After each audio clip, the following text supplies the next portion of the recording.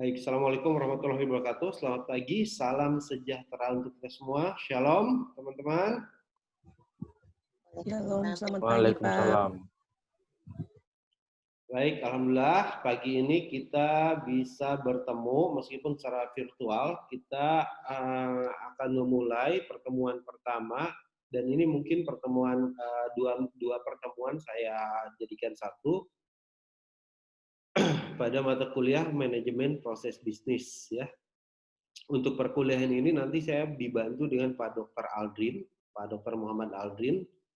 Jadi saya akan berbagi penyampaian materi dengan Pak Dr. Aldrin karena memang selain mengajar saya punya beberapa tugas dan tanggung jawab yang mungkin ditakutkan akan mengganggu proses perkuliahan kita, sehingga saya dengan Pak Dr. Aldrin menjadi tim teaching untuk manajemen proses bisnis meskipun di jadwal mata kuliah yang telah diberikan oleh Prodi itu namanya nama saya ya.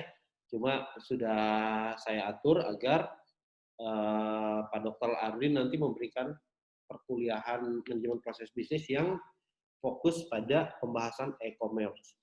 Nah, saya sendiri nanti akan memberikan materi terkait dengan teori manajemen maupun bisnis. Kemudian saya akan memberikan pelatihan-pelatihan soft skills maupun hard skill untuk adik-adik semua terkait dengan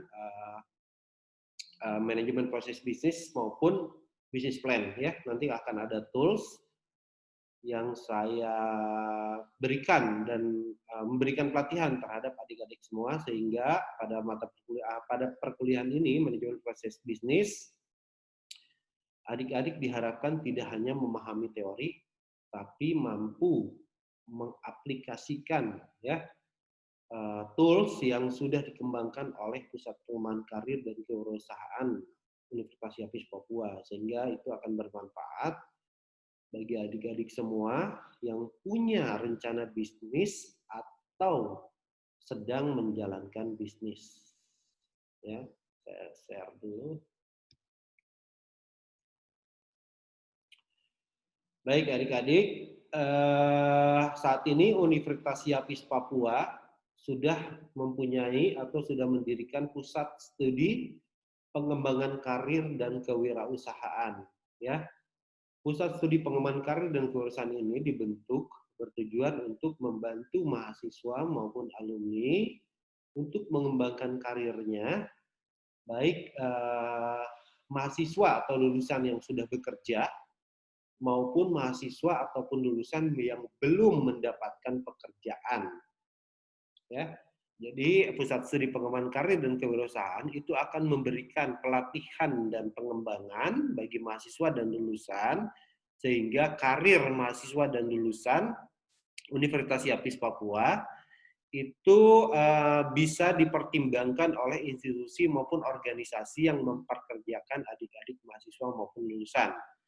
Nah, kemudian bagi mahasiswa dan lulusan yang belum mempunyai pekerjaan nanti pada saat lulus atau sedang dalam studi, nanti kami akan memberikan informasi-informasi terkait dengan peluang-peluang kerja atau peluang-peluang karir yang dibutuhkan oleh organisasi maupun institusi baik pemerintah maupun swasta ya.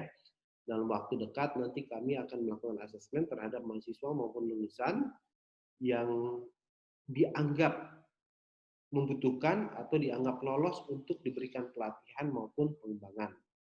Jadi adik-adik mahasiswa yang membutuhkan pendampingan baik dalam bentuk karir maupun wirausaha yang masih dalam bentuk rencana atau usaha yang sudah berjalan, itu nanti kami bisa berikan pelatihan, pendampingan, dan pengembangan. Nah, kebetulan saya sendiri sebagai kepala pusat studinya, jadi nanti adik-adik yang punya usaha atau punya rencana usaha, silakan datang ke ruangan saya untuk mendaftar untuk dilakukan asesmen. Ya. Nah, apa sih keuntungannya untuk pendampingan usaha ini? Keuntungannya adalah yang pertama, jika adik-adik lolos asesmen atau penilaian dari tim, adik-adik berkesempatan atau mempunyai peluang untuk mendapatkan hibah kewirausahaan dari Kementerian Pendidikan. Kemudian yang setiap tahun kita akan usulkan ya, minimal 10, target kita minimal 10 wirausahawan mahasiswa. Tapi syaratnya adalah usaha yang sudah berjalan minimal 6 bulan dan sudah dipasarkan secara online ya, baik melalui media sosial maupun platform atau marketplace digital seperti Tokopedia dan lain sebagainya. Kemudian cash flow atau aliran kas dilakukan melalui rekening bank ya. Jadi ada rekening bank khusus yang adik-adik gunakan untuk transaksi usahanya.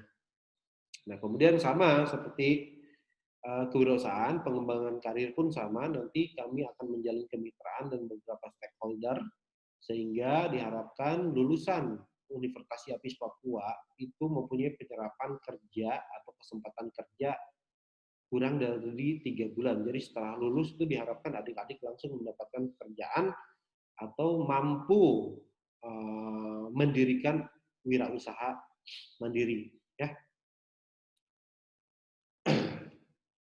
Nah, baik, rencana pembelajaran semester dan materi yang akan saya sampaikan ini dikembangkan oleh Pusat Studi Pengembangan Karir dan Perusahaan Universitas Yapis Papua ya. Jadi jika teman-teman dosen yang tergabung di pusat studi ini mengajar manajemen proses bisnis pasti akan sama nanti materinya ya, sehingga capaian pembelajaran itu akan inline dengan visi misi universitas maupun visi misi pusat studi pengembangan karir dan kewirausahaan. Ini rencana perkuliahan semester selama 1 semester ini ya, yang sudah kami kembangkan atau kami susun. Pada pertemuan pertama yang sedang berlangsung ini, kita akan membahas tentang kontrak perkuliahan, menjelaskan rencana pembelajaran semester dan metode pembelajaran, serta kriteria penilaian. Kemudian pertemuan berikutnya, di pertemuan kedua, nanti saya akan menjelaskan tentang definisi manajemen, definisi bisnis, dan apa itu manajemen proses bisnis. Ya. Kemudian di pertemuan kedua, kita akan membahas tentang peluang dan ancaman manajemen pelayanan, kompetensi analisis bisnis, identifikasi peluang bisnis. Kita akan menganalisis dan mengidentifikasi ya peluang-peluang bisnis di era new normal atau pasca COVID ini. Kemudian kita akan menganalisis dan mengidentifikasi tentang peluang-peluang apa saja atau tren bisnis seperti apa saja yang cocok untuk generasi milenial, ya generasi adik-adik mahasiswa sekalian. Nanti saya akan berikan materi itu, ya. Kemudian di pertemuan ketiga ada analisis strategi bisnis, analisis SWOT, strength, weakness, opportunity, dan threat atau kekuatan, kelemahan, peluang, dan ancaman. Kemudian adik-adik nanti akan belajar juga tuh analisis strategi Porter, analisis spasial, politik, ekonomi, sosial, teknologi, environmental, dan legal. Kemudian nanti adik-adik diajarkan membuat executive summary atau ringkasan eksekutif dari hasil analisis dan dari analisis dan peluang bisnis menggunakan tools. Ini menggunakan tools semua nih, tools yang sudah dikembangkan. Nanti adik-adik akan belajar bagaimana menganalisis strategi bisnis menggunakan tools yang sudah ada, sehingga tidak lebih mudah ya. Adik-adik akan lebih mudah memahami dan mengimplementasikan apa sih sebenarnya analisis strategi di dalam bisnis, seperti apa sih SWOT analisis, apa sih strategi Porter, analisis spasial, dan lain sebagainya. Meskipun pada saat pembekalan KKN sudah sedikit saya singgung, cuma memang di pendalamannya ada pada materi manajemen proses bisnis maupun kewirausahaan ya. Kemudian pertemuan berikutnya masih banyak yang masuk. Kita akan membahas tentang teknik dan analisis tempat dulu model analisis bisnis ya. Nanti adik-adik akan diajarkan bagaimana membuat model bisnis atau perencanaan bisnis ya. Kemudian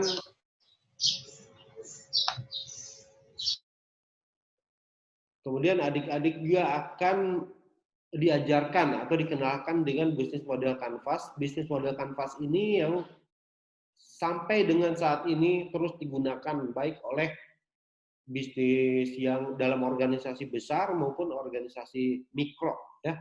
Jadi pengenalan bisnis model kanvas atau BMC ini sangat mudah untuk diilustrasikan atau diimplementasikan oleh pelaku-pelaku bisnis, sehingga bisnis model kanvas ini banyak sekali digunakan untuk perencanaan bisnis maupun pengembangan bisnis setiap pelaku usaha.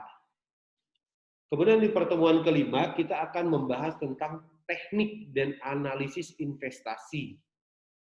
Adik-adik nanti akan belajar bagaimana teknik dan analisis untuk mendapatkan investor. Ya, strateginya seperti apa. Kemudian berapa investasi yang dibutuhkan untuk mendirikan sebuah bisnis. Itu nanti diajarkan juga. Nah, setelah itu nanti kita akan membahas tentang analisis dan manajemen stakeholder. Jadi selain analisis investasi, kita akan menganalisis perilaku investor, perilaku konsumen, kemudian pemilihan target pasar.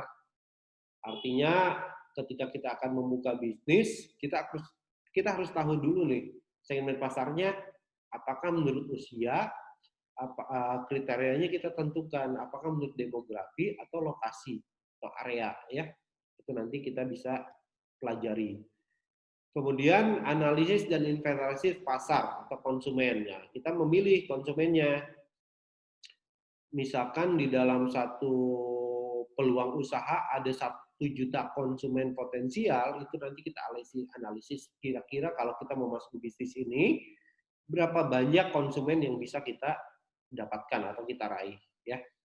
Karena memang tidak mungkin meraih seluruh pasar, karena memang namanya bisnis itu pasti ada kompetitor, ya, atau pesaing. Di pertemuan ke-7 adik-adik kita akan membahas permodelan sistem bisnis dan permodelan proses bisnis. Nah, ini adalah core atau tujuan dari perkuliahan manajemen proses bisnis ini. Adik-adik nanti akan diajarkan bagaimana membuat sebuah model sistem bisnis dan bagaimana membentuk atau membangun model proses bisnis, ya. Dalam perkuliahan ini nanti kita akan ajarkan sistem bisnis maupun proses bisnis. Nah, di pertemuan ke-8 kita akan memasuki ujian tengah semester rencananya. Nah, apa saja materi yang akan diberikan atau bahan-bahan ujian yang akan diberikan. Bahan-bahan ujian pada ujian tengah semester itu adalah materi yang disampaikan dari pertemuan ke-1 sampai pertemuan ke-7. Ya. Itu nanti yang menjadi bahan soal ujian. Nah, namun untuk mengikuti ujian tengah semester itu ada syarat dan ketentuan yang berlaku. Jadi adik-adik untuk mengikuti ujian tengah semester itu minimal mengikuti perkuliahan sebanyak 4 kali pertemuan, baik online maupun offline. Nah, data kehadiran perkuliahan selain ada rekaman ini, kemudian nanti ada form kehadiran perkuliahan yang akan saya bagikan setelah perkuliahan atau penyampaian materi ini selesai, ya. Kemudian di pertemuan ke-9 kita akan membahas tentang analisis dan identifikasi kasus bisnis. Jadi nanti adik-adik akan belajar bagaimana kasus-kasus bisnis yang terjadi di dunia nyata gitu loh. Pelaku-pelaku bisnis di situ nanti ada sukses story, ya. Nanti Bapak undang teman-teman yang memang teman-teman mahasiswa maupun lulusan yang sudah sukses di dalam wirausaha maupun karirnya, ya. Kemudian nanti adik-adik nanti akan belajar tuh dari senior-senior kalian. Sukses story, kenapa sih mereka bisa sukses, kemudian metode analisis bisnis, bagaimana mereka merencanakan dari awal, ya, untuk membangun sebuah usahanya. Kemudian di pertemuan ke-10 nanti ada pengumpulan data dan dokumentasi kebutuhan bisnis. Ini mini research, ya. Jadi adik-adik nanti akan menganalisis, melakukan penelitian kecil, mini research, tentang apa saja yang dibutuhkan untuk merencanakan sebuah bisnis. Data konsumen, data investor, data peluang, dan lain sebagainya. Nanti saya juga akan mengajarkan tentang teknik kuesioner dan wawancara bisnis. Jadi nanti ada kuesioner yang adik-adik bagikan terhadap calon-calon konsumen yang potensial untuk rencana usaha adik-adik ataupun usaha yang sudah berjalan. Di pertemuan ke-11 nanti kita akan membangun permodelan kebutuhan bisnis ya. Jadi kebutuhan bisnis nanti kita akan belajar sebenarnya bisnis yang kita rancang atau kita laksanakan atau kita dirikan ini cocoknya dengan model seperti apa. Contoh kecil misalkan apakah cocok dengan model offline atau online ya, atau startup atau e-commerce atau e-business. Banyak nanti kita pelajari. Di sini nanti ada Pak Aldrin juga akan memberikan materi tersebut. Kemudian inventory data dan dokumentasi bisnis. Di sini nanti kita akan belajar tentang bagaimana mengolah data yang sudah dikumpulkan dan didokumentasikan. Olah, nanti ada tools, bagaimana ngolahnya, nanti adik-adik ini kan program studi sistem informasi ya, jadi memang harus benar-benar menggunakan tools maupun aplikasi yang nantinya akan berguna bagi adik-adik semua maupun mahasiswa dan lulusan lainnya ya. Jadi kalau sistem informasi nanti saya ajarin dengan cara manual itu nggak nyambung ya, nggak mempunyai capaian pembelajaran. Jadi adik-adik nanti kedepannya tidak akan mempunyai keterampilan khusus maupun keterampilan umum. Sehingga untuk mata kuliah ini mungkin nanti banyak praktikum, tools, meskipun di dalam kurikulum itu tidak disebutkan praktikum. Ya, nanti secara teknisnya nanti kita akan atur dengan tim. Kemudian di pertemuan ke-12, nanti kita akan belajar implementasi perubahan bisnis, rencana pengembangan bisnis, dan analisis SWOT untuk pengembangan bisnis.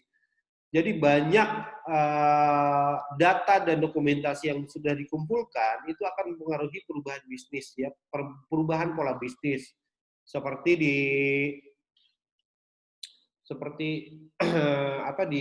era pandemik ini, itu banyak sekali perusahaan-perusahaan atau usaha-usaha baik kecil maupun menengah dan besar itu melakukan perubahan bisnis, ya, seperti tukang sayur bisa jualan masker, bisa jualan hand sanitizer, itu adalah perubahan pola bisnis dan adik-adik nanti akan mempelajari kenapa sih bisnis pola bisnisnya ini harus dirubah, apa saja yang mempengaruhi sebuah bisnis untuk berubah, ya, bukan hanya Satria Baja Hitam saja yang berubah, bisnis pun bisa berubah. Ya, apalagi mantan ya, cepat sekali itu berubahnya ya. Kemudian pertemuan ke-13 nanti kita akan belajar tentang model bisnis berbasis teknologi informasi. Ya, kita akan berbicara tentang apa itu online bisnis atau bisnis online, apa itu startup, apa itu e-commerce ya. Jadi online bisnis itu berbeda dengan startup ya. Nanti kita akan jelasin. Kemudian ke pertemuan ke-14, kita akan membahas tentang tren bisnis milenial ya. Tren bisnis apa saja yang cocok untuk adik-adik mahasiswa. Kemudian ide-ide bisnis milenial, apa saja sih ide yang bisa dikembangkan yang menjadi tren ya, yang menjadi isu up to date untuk saat ini untuk generasi milenial ya. Bapak juga kaum milenial, cuma senior ya, senior milenial. Kemudian kita akan bahas tentang peluang dan strategi bisnis milenial. Nanti kita akan bahas itu semua.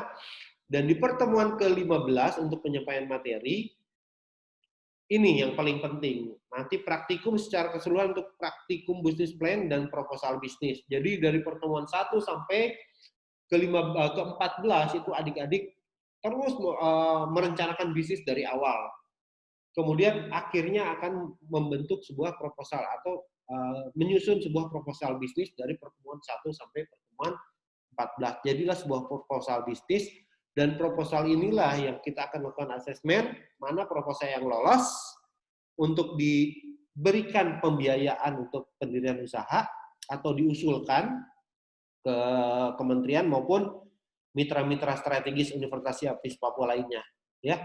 Jadi di samping belajar adik-adik juga dari awal sudah merencanakan sebuah bisnis, sehingga pada saat lulus nanti mempunyai pilihan apakah mau berkarir dalam organisasi non bisnis atau adik-adik akan berkarir di dalam dunia wirausaha. Ya, menarik kan? Nah, kemudian di pertemuan ke-16 kita memasuki ujian akhir semester atau UAS. Materi yang akan dibahas atau diberikan dalam ujian akhir semester itu materi pertemuan ke-9 sampai ke-15. Syarat dan ketentuan berlaku. Untuk mengikuti ujian tengah semester, mahasiswa minimal harus mengikuti perkuliahan sebanyak 75% dari total pertemuan, dari pertemuan 1 sampai ke pertemuan 15. Itu minimal 75%. Jadi kalau 1 sampai 15, minimal adik-adik itu harus mengikuti perkuliahan 10 sampai 11 kali pertemuan, baik online maupun offline.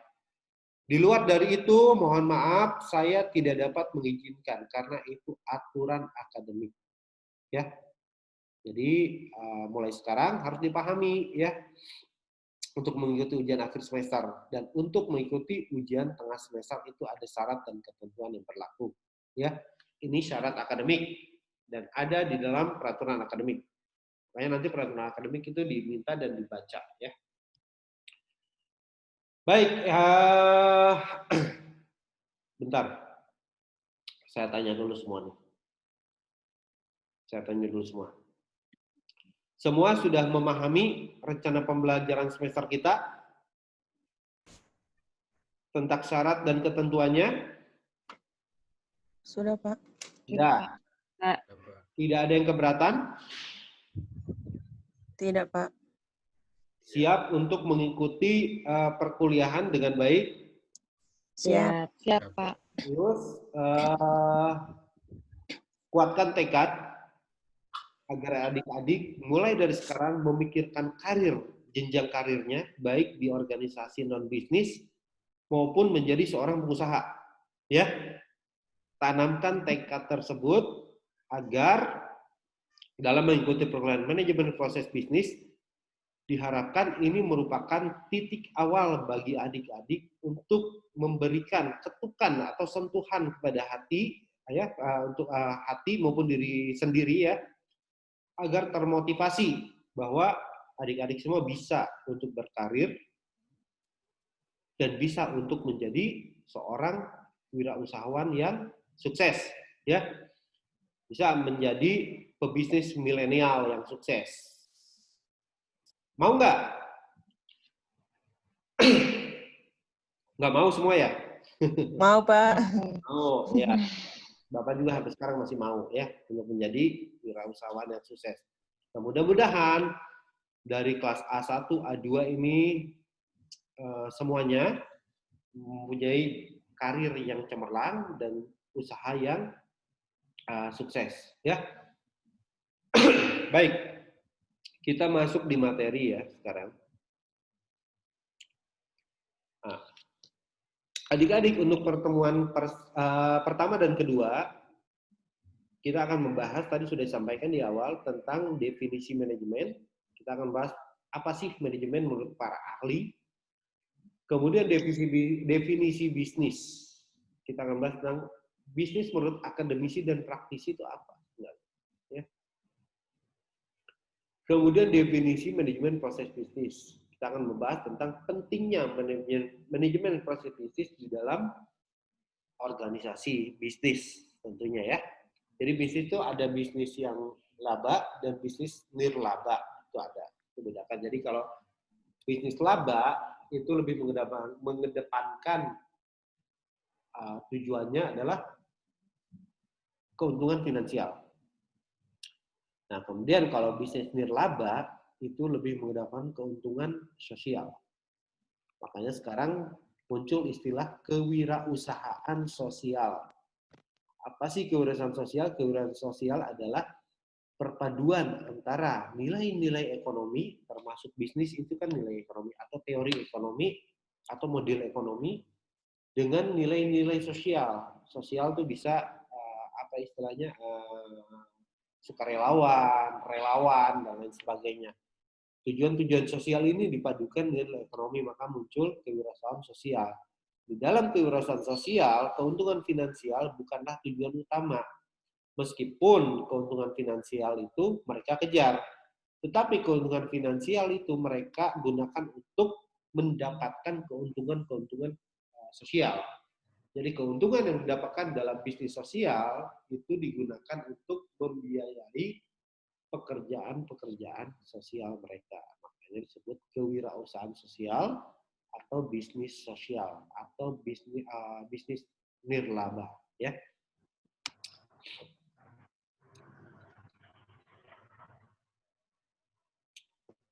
Baik, apa sih sebenarnya manajemen menurut para ahli? Manajemen menurut John Ive Stoner, ya, merupakan proses dalam membuat suatu perencanaan, pengorganisasian, pengendalian, serta memimpin berbagai usaha dari anggota atau entitas atau organisasi dan juga mempergunakan semua sumber daya yang dimiliki untuk mencapai tujuan yang ditetapkan. Kemudian menurut Mary Parker Follett, manajemen adalah suatu seni. Tiap-tiap pekerjaan bisa diselesaikan dengan orang lain atau memanfaatkan orang lain, ya. Bentar ya.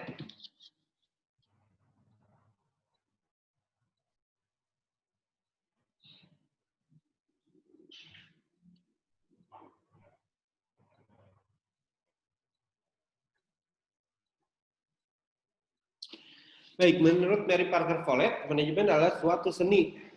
Tiap-tiap pekerjaan bisa diselesaikan dengan memanfaatkan orang lain atau mengarahkan orang lain yang ada dalam organisasi. Definisi ini berarti bahwa seseorang manajer bertugas mengatur dan mengarahkan orang lain untuk mencapai tujuan organisasi. Jadi perlu dipahami bahwa semua organisasi apapun dan dimanapun itu pasti mempunyai tujuan. Kenapa organisasi itu dibentuk atau didirikan. Kemudian menurut Henry Fayol, manajemen adalah ilmu yang mengandung gagasan atau ide 5 fungsi utama, yaitu merancang, memerintah, mengorganisir, mengendalikan, mengkoordinasi, dan mengarahkan. Ya. Kemudian menurut Peter F. Drucker nih adik-adik harus tahu siapa dia ya. Ini adalah bapaknya manajemen, bapaknya bisnis, bapaknya manajemen proses bisnis nih Peter F. Drucker, ya, bapaknya kewirausahaan ini Peter F. Drucker. Menurut Peter F. Drucker, definisi manajemen sebagai organ multiguna yang mengatur bisnis dan pemerintah, pekerja dan pekerjaan. Jadi manajemen itu adalah organ, struktur, elemen, dan lain sebagainya yang bisa digunakan untuk mengatur bisnis, pemerintah maupun organisasi, pekerja dan pekerjaannya. Ya. Kemudian kesimpulannya dari 4 pendapat ahli ini tentang manajemen apa saja sih? Yang pertama, kesimpulan yang kita bisa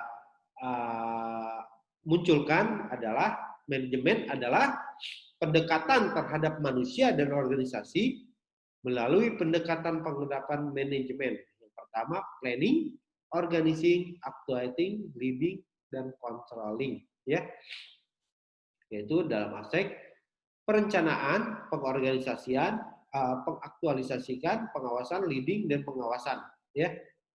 Jadi fungsi manajemen di dalam bisnis, bagaimana manajemen itu merencanakan bisnis, mengorganisasikan, ya, mengatur rencana bisnis itu, kemudian mengaktualisir, memunculkan ide-ide dan gagasan, kemudian mengarahkan, meliding, mengarahkan, memimpin, dan lain sebagainya, kemudian mengontrol, monitoring, dan evaluasi. Apakah bisnis yang Anda dirikan sudah sesuai dengan rencana atau belum? Ya, sehingga muncul controlling, fungsi controlling di situ. Kemudian kesimpulan yang kedua adalah pengaturan untuk pembagian kerja, ya, struktur organisasi, promosi, demosi, dan pengembangan kompetensi. Jadi tadi disinggung oleh Peter F. Drucker bahwa manajemen adalah organ. Organnya apa sih? Organnya job desk. Job desk bagian dari tujuan manajemen, ya, fungsi manajemen. Bagaimana melakukan pembagian kerja menurut struktur organisasi. Jadi kalau dalam manajemen itu adalah hierarki manajemen adalah top, middle, and low. Jadi ada pemimpin puncak, pemimpin tengah, dan anggota di bawah. Pemimpin puncak itu wajib mempunyai conceptual skills karena dia akan merancang ide, gagasan, dan lain sebagainya. Karena middle ini adalah communication maupun human skill. Karena hierarki di middle management itu lebih mengarahkan ke komunikasi antara pimpinan dan bawahan. Dia berada di tengah, dia mediasi, dia mediator. Ya. Kesimpulan yang ketiga, sebagai ilmu dan seni. Inilah menariknya manajemen, kenapa dikatakan sebagai ilmu dan seni. Dalam mengatur, merancang, merencanakan tujuan pada organisasi. Karena selain ilmu, manajemen adalah seni, manajemen memerlukan, mempunyai teknik-teknik yang mungkin setiap manusia mempunyai karakter yang berbeda. Sehingga ilmu manajemen ini bisa diterapkan secara berbeda pada orang-orang yang mempunyai karakter berbeda. Contohnya apa? Contohnya misalkan kepemimpinan ya dalam organisasi, dalam pengambilan keputusan. Seorang pemimpin yang arogan atau otokratif ya dalam memanfaatkan ilmu manajemen itu akan berbeda dengan seorang pemimpin yang demokratis gitu loh. Sehingga ilmu dan teori manajemen itu tergantung, manfaatnya tergantung pada karakter orang-orang yang ada di dalam organisasi. Jadi kalau adik-adik tipe kepemimpinannya demokratis, maka ilmu manajemen yang akan adik-adik implementasikan dalam organisasi, di dalam mengatur, merancang, merencanakan, memimpin, dan lain sebagainya, itu akan melibatkan banyak karyawan untuk memberikan saran dan masukan terhadap keputusan-keputusan yang akan diambil oleh seorang pemimpin dalam organisasi. Nah, kemudian apabila seorang pemimpin organisasi itu punya tipe arogansi atau otokratis, ya, artinya pengambilan keputusan itu terserah dia mau apapun itu, maka ilmu manajemen yang akan digunakan untuk mengatur, merancang, merencanakan dan lain sebagainya itu akan berada pada keputusan tertinggi berada pada dirinya sendiri tanpa melibatkan anggota-anggota lain dalam organisasi.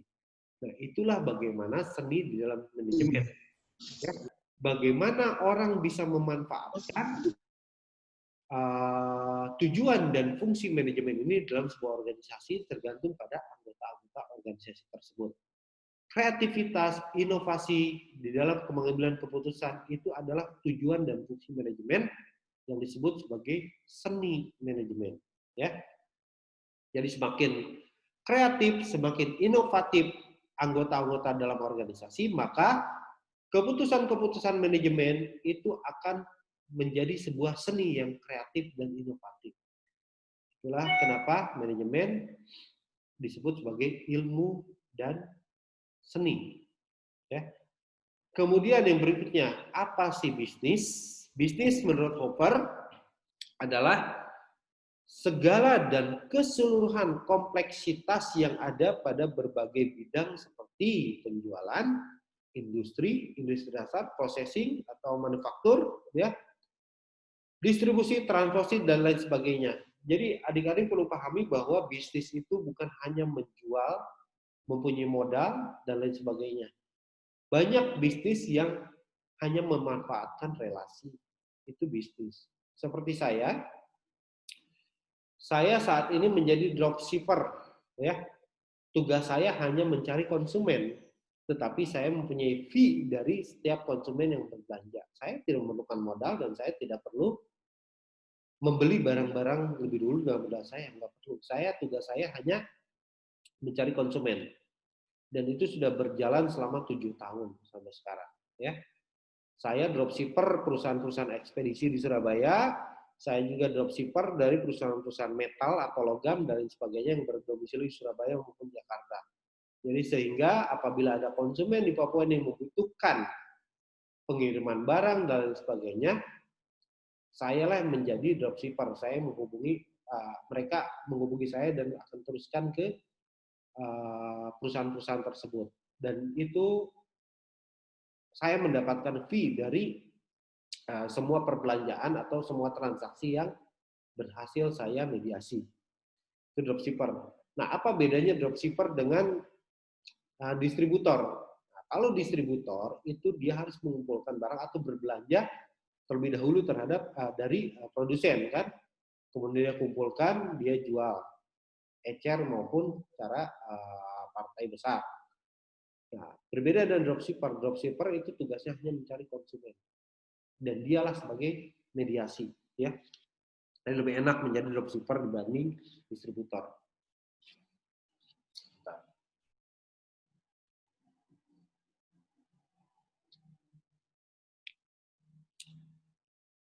Yang berikutnya Mignoton, bisnis adalah pertukaran barang-barang baik uang ataupun jasa untuk keuntungan mutual, ya. Jadi pertukaran barang-barang maupun jasa. Dropshipper adalah jasa, ya, untuk keuntungan mutual. Ini ada simbiosis mutualisme, sama-sama menguntungkan, ya, sama-sama menguntungkan semua pihak. Produsen, distributor, dropshipper, dan konsumen itu harus sama-sama diuntungkan. Konsumen, keuntungan dari mana? Dari ada namanya 4P, 1M dan T, ya. Dari price, produk, ya, promosi, marketing, dan teknologi. Kemudian dari kualitas produk. Itu strateginya marketing untuk ini. Sehingga konsumen akan merasa diuntungkan dengan pembelian produk yang dia sudah bayar. Apabila tidak sesuai dengan harapannya, maka konsumen akan kecewa. Disitulah konsumen dirugikan, ya. Makanya ada kerugian konsumen, layanan kerugian konsumen. Jadi di dalam bisnis itu semua harus mempunyai keuntungan yang sama, bukan hanya dalam bentuk finansial, tapi kepuasan, ya. Di situ dikatakan simbiosis mutualisme, sama-sama saling menguntungkan. Kemudian yang kedua, William Sprague, bisnis adalah segala aktivitas yang berkaitan dengan produksi dan penjualan barang-barang ataupun jasa dapat diklasifikasikan dalam aktivitas-aktivitas bisnis. Ya, jadi aktivitas bisnis adalah hal-hal yang berkaitan produksi, packaging, kemudian promosi dan penjualan. Itu aktivitas bisnis. Ya. Kemudian menurut Merriam-Webster, bisnis adalah suatu aktivitas pembuatan, pembelian, atau penjualan barang dan jasa. Jadi ketika berbicara bisnis, itu pasti akan berbicara pertukaran atau transaksi. Nah, bisnis itu dari zaman dulu sudah ada, sebelum adanya nilai uang. Dengan istilah apa dikenal dengan istilah barter, ya. Kalau orang-orang zaman dulu itu sebelum ada alat tukar uang, itu melakukan bisnis atau transaksinya dengan cara barter barang, ya. Misalkan saya punya gelas, Anda punya piring, kita bisa barter. Nah, itulah aktivitas bisnis zaman dulu, sebelum ada alat tukar seperti uang atau alat tukar lainnya. Kemudian apa kesimpulan dari definisi bisnis? Definisi bisnis yang pertama adalah keseluruhan kompleksitas yang ada pada berbagai bidang seperti penjualan atau commerce, industri jasa, processing, dan sebagainya. Tadi sudah bahas, ya. Kemudian bisnis adalah pertukaran barang, uang, ataupun jasa untuk keuntungan mutual atau simbiosis mutualisme. Di situ harus sama-sama diuntungkan, ya, baik produsen, distributor maupun konsumen. Kemudian bisnis adalah aktivitas pembuatan atau produksi, pembelian atau penjualan barang dan jasa yang kemudian dipertukarkan dengan uang atau alat tukar lainnya. Ya, itu kesimpulan dari definisi bisnis. Kemudian fungsi bisnis apa? Fungsi bisnis adalah mencari bahan baku. Ketika kita membahas bisnis pasti mencari bahan baku, ya. Nah, kemudian bahan baku apakah untuk bisnis produk atau jasa? Sama, produk dan jasa pasti akan mencari bahan baku. Jasa bahan bakunya apa? Disesuaikan dengan bisnis jasa yang akan dia lakukan, kan gitu. Kalau jasanya menjadi travel, berarti dia harus mencari bahan baku transportasi apa yang akan dia masuki, gitu. Itu bahan bakunya. Kalau pesawat berarti saya harus cari kemitraan dengan maskapai. Itu adalah bahan baku untuk bisnis jasa. Kemudian mengolah bahan baku, ya. Fungsi bisnis kedua adalah mengolah bahan baku. Ketiga, mendistribusikan. Keempat, menjual dan mendapatkan. Jadi mencari, mengolah, mendistribusikan dan menjual untuk mendapatkan keuntungan. Itu fungsi bisnis. Ya. Kemudian, apa saja bentuk dasar kepemilikan bisnis? Ya. Yang pertama, perusahaan perseorangan atau biasa disebut dan bisnis dimiliki oleh satu orang. Ya. Kemudian persekutuan, ini lebih dari 2 orang. Ketiga, perseroan atau biasa disebut PT, ya, perseroan terbatas. Karena bisnis kemudian dipegang oleh beberapa orang dan diawasi oleh dewan direktur, ada direkturnya. Kemudian koperasi adalah bisnis yang beranggotakan orang-orang atau badan hukum atau koperasi dengan berlandaskan kegiatannya berdasarkan prinsip koperasi sekaligus sebagai gerakan ekonomi rakyat. Jadi koperasi adalah bisnis yang bertujuan untuk menggerakkan ekonomi rakyat. Ya. Kemudian tujuan bisnis yang pertama jelas keuntungan, ya, untuk bisnis laba. Nah, kemudian untuk bisnis non laba tadi Bapak sudah jelaskan bahwa untuk bisnis non laba keuntungannya adalah keuntungan sosial, ya. Yang kedua, pengadaan barang atau jasa. Bisnis ini berfungsi untuk mengadakan, tadi seperti mencari bahan baku, mengolah bahan baku. Inilah proses pengadaan barang ataupun jasa. Kedua, bisnis atau prestasi. Fungsi bisnis itu bisa meningkatkan status sosial seseorang. Apabila Anda menjadi pengusaha sukses, otomatis status sosialnya di dalam masyarakat itu pasti meningkat, gitu kan? Nah, kemudian menjadi pebisnis yang kurang kurang mapan atau kurang berhasil, minimal Anda punya kebanggaan bahwa Anda menjadi pebisnis dan Anda mampu mempekerjakan orang, ya, itu termasuk prestis.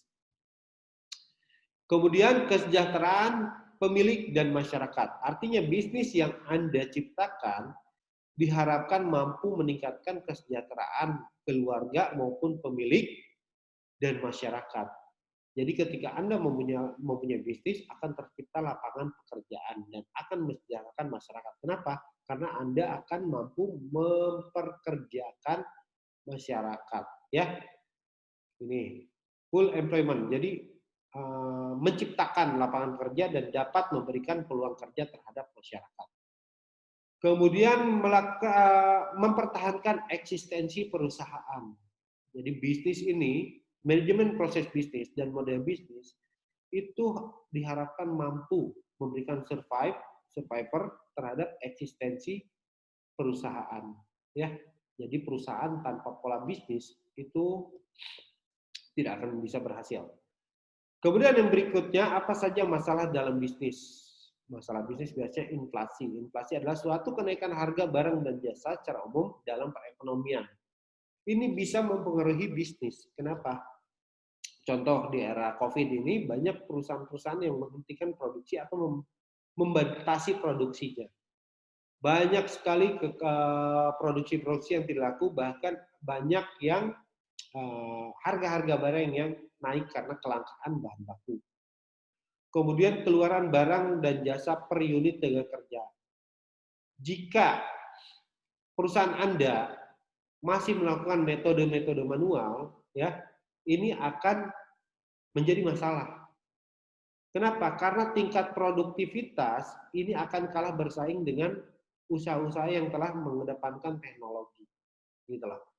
Jadi tenaga manusia dan tenaga robot itu pasti berbeda tingkat produktivitasnya, ya. Kemudian kurangnya peluang dan kesempatan kerja akibat terbatasnya lapangan pekerjaan. Jadi pengangguran ini bisa mengaruhi bisnis.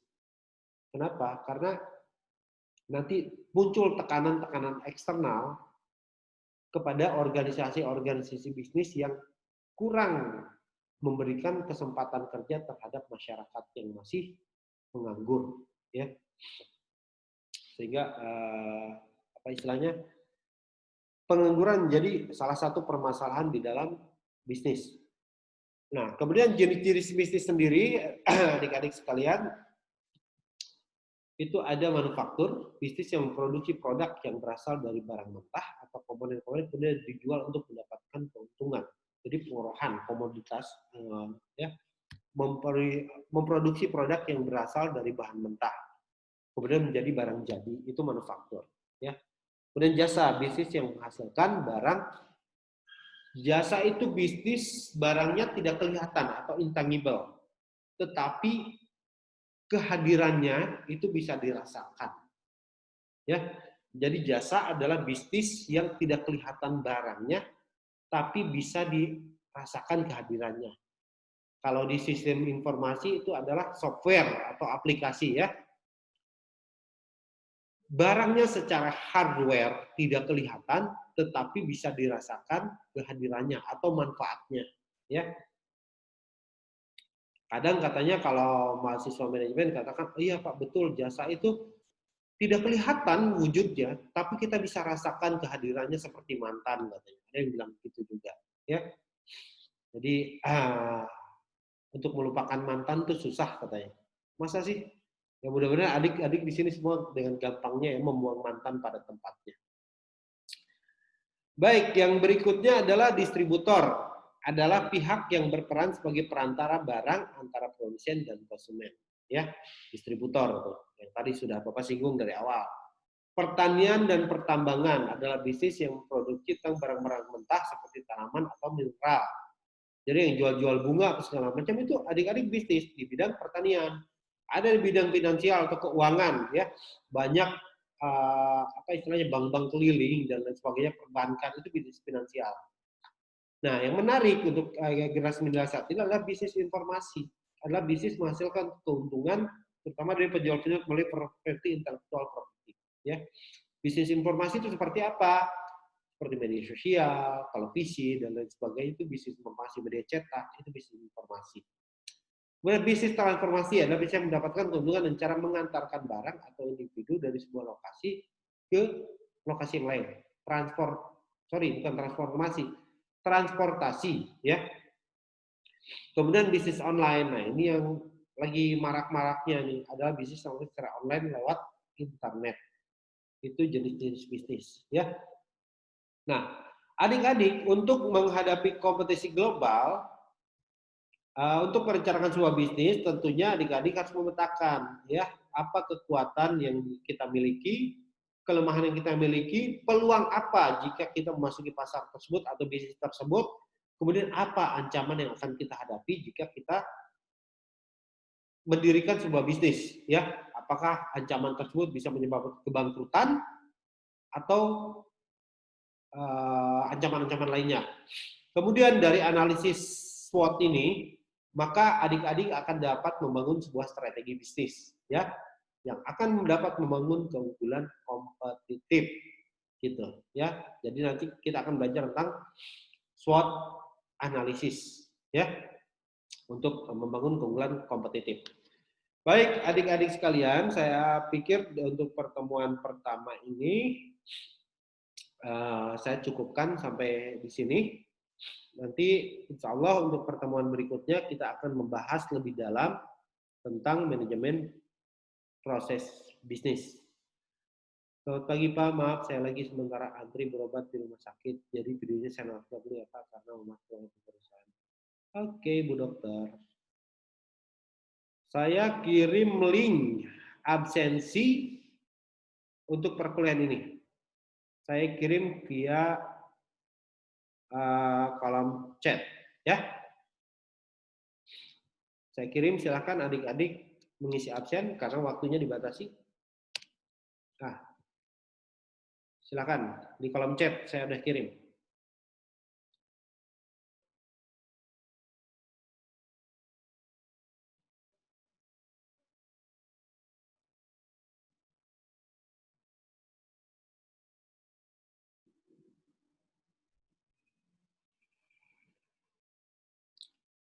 Ini ada 2 slide. Saya foto untuk dokumentasi ya. Slide pertama dulu.